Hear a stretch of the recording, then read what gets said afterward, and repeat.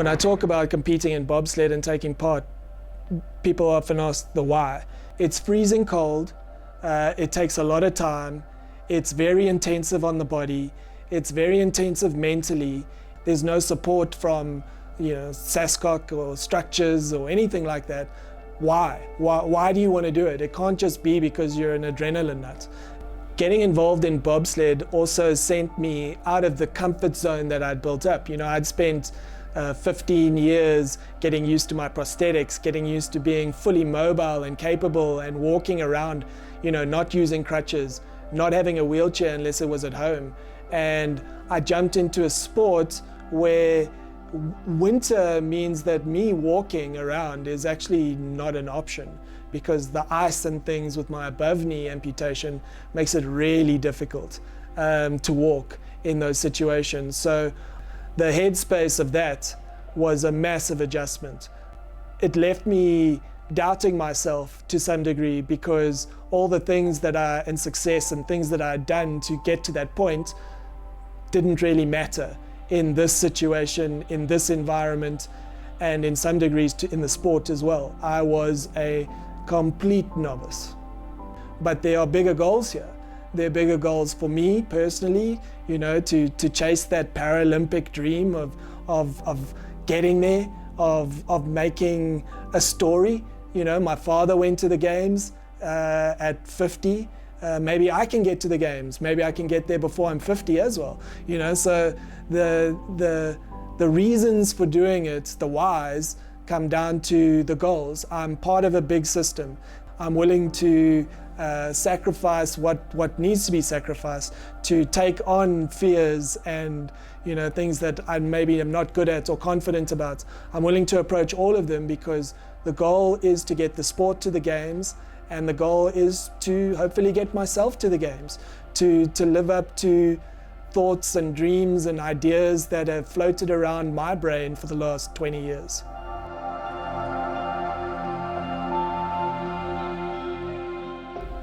So people ask me, what is Parabob? What is it about? Well, Para Bobsleigh is bobsledding, except we're obviously disabled. The range of disabilities that are involved are multiple. It's paralysis, spina bifida, amputation, a variety. Male and female also compete against each other in the same event. So that's a benefit of the sport, in that there's not a lot of classification and it is available to everybody. We are piloting a monobob, so we are the only people in the bobsled. We are in charge of getting it down from the top to the bottom. The piloting is done by controlling D-rings. You will have one on each hand, and you pull towards you in order to get it to steer. In bobsled, you have a brakeman or brake person who would be the pusher. Somebody who will push and then jump into the sled. We don't have that. We have a mechanical launcher, which is a hydraulic arm that is calibrated to send everybody off at the same kind of speed and velocity. So the sport is very open and equal. We have competitors from 15 nations, but 12 have been there from the beginning. So for the last 4 years, there have been 12 nations competing, and that's part of the qualification criteria that we need. All 12 of those competitors have to compete every year for the 4 years in the build-up to us getting our qualification spot within the Paralympic Games. When you're starting a sport, or if you're trying to get good at a sport, there's generally things that you try and do in off-season or in preparation so that you can improve and aim for the results that you want. But in bobsled, as a person from South Africa, I don't have any of those options at all. Essentially, my only opportunities for in the build-up to the season are to watch YouTube videos of the tracks that I'm going to be going to, so that I can understand what some of the other sliders are doing. Even in that, you generally don't see monobob in the able-bodied sliding, so I'm looking at the two-person, trying to get some idea of lines that they would take, trying to understand the track and remember left, right in the course to get down, and giving myself some basic understanding of things. But the challenge is always for me to arrive in winter and arrive on the track and to basically just get in and go. Initially, I got down, and you deal with the speed and the adrenaline and the fear of it, but I hadn't had a big crash. But the second you have a big crash, you also realize, wow, okay, this is real, this is legitimate. And going 120 or 120 plus and getting it wrong has big consequences. For us, it means you're going to end up on your side or upside down.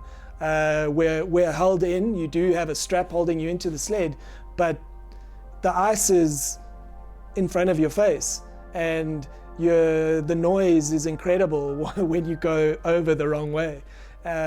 You're getting thrown around in the sled. Your helmet is hitting the ice. When you reach the end of it, you will have 5-10 people running up to hold your sled. You will have a paramedic coming up to you asking you if you're okay. You will have to go through a concussion test.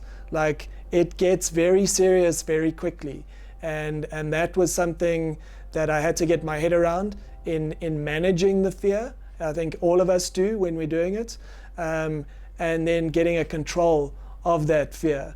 You've got a minute, you want a clear head, you want to know that you're going to get to the bottom, that you're going to drive and pilot the best way possible and be in the top. That's the headspace that you have to slide with. If you slide like, I'm worried I'm going to crash, you're guaranteed you're going to crash. I've had cracked ribs, bruised ribs, slight concussion, although I didn't think it was a concussion at the time. Your hands and elbows get thrown around in the sled, and you might hit something metal or carbon, causes bruises. Then we have the interesting stories where you have obviously people who are paralyzed in the sled, and they've gone down, they've gone over, taken a fall, crashed, whatever it is, and they don't feel that something has happened. But we've had situations where we get a WhatsApp message to the group 3 weeks after the event to say, hey guys, I didn't realize it, but I actually broke my ankle in that crash I had, and I've been sliding with a broken ankle for 3 weeks. And everyone makes light of it because of our injuries and our disabilities, and it's something that we're used to. But it's pretty intense. Despite all of those things, despite the injuries and the challenges and all of those, everybody, including me, generally has the same frame of reference and the same way we look at it. It's that we want to achieve something. There is the group goals of the Paralympics, and there are the individual goals, and every individual wants to do well and they want to compete, and so none of us are going to let the injuries or the challenges stop us. We're not going to quit. We're going to do everything we can to achieve that and keep going. I've joked with my dad quite a lot since I got into bobsled about getting to the games and the Paralympics, and that there's a chance that I'm going to be just younger than him if I make it. And that's been a play on things with my dad for a while, about the Olympics and his having gone there, and I'm trying to get there, and what a cool story and legacy that would be.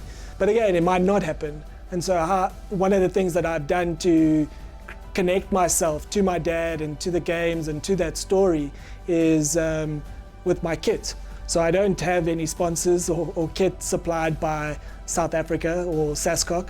So what I did is, for all of my races, I've used my dad's Olympic jersey that he got issued for the 1992 Barcelona Games as my sliding jersey, to show that I represent my country and to represent my dad and my family, and to have that connection with them.